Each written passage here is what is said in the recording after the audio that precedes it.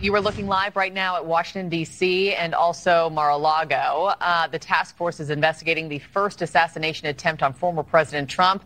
Now says it has requested a briefing from the Secret Service on Sunday's attempt on Trump's life. Joining us now live, we have Republican Congressman Roger Williams from Texas. Congressman, it's good to have you. I mean, you were injured in the shooting at the congressional baseball team practice 7 years ago. You were shot in the leg with shrapnel. So this story is not unfamiliar to you, unfortunately. My question is, what kind of feelings and thoughts does this stir up for you? Well, anytime you have anything like this, of course, it goes back to the event you just talked about. I mean, it's a life-changing event, one you never forget. And it just puts things in perspective. There's people who disagree with you out there and are willing to do horrible things to stop that disagreement. And, of course, the baseball shooting was one of those with a far left-wing Bernie Sanders supporter. And, of course, when this happens with President Trump, and now twice, you always think about going back to that day. But I will tell you this. Everybody says, well, this will be a kumbaya moment. People should get together. The dialogue should slow down and so forth. It doesn't happen. I mean, it wasn't an hour or two after the baseball shooting that we've gotten back into our divisive rhetoric and actions. And it's going to be the same way with this. Yeah. But what needs to be done to change that moving forward?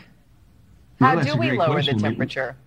Yeah, we need people we can get back where you can agree to disagree. Right now, you can't agree to disagree. I mean, the sides are so divided that if you're for it, I'm against it, and that's no way to make things work. But that's how we have government working right now. It's very much divided. I'm a businessman. I still own my businesses. I employ hundreds of people, 52 years, and in business or anything else, it's not all one-sided. You have to agree to disagree and take care of customers. And right now, that mentality doesn't exist in Washington. It's either my way or the highway, and we see what's happening.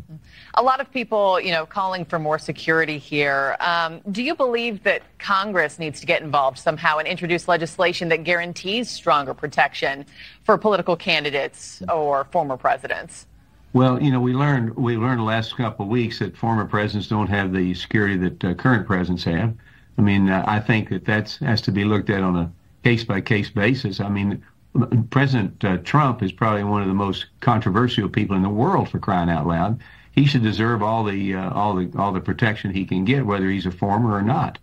So I think those are things that we need to look at, and if that passed legislation accordingly, I think we should because we have to protect the safety of our political figures on both sides of the aisle, because you have to agree to have dialogue to move the country forward and give people an opinion on how they want to and who they want to be represented by. So I think we definitely need to get involved in it. And if the Secret Service, the FBI needs more support and putting more people with former presidents, I think I'd be for that. Yeah, and we know that his schedule is unchanged this week. A whole lot of Americans still going to go to these events who are now wondering, am I safe to do so? Unfortunately, Congressman Williams, thank you so much for your time this morning, and have a great day.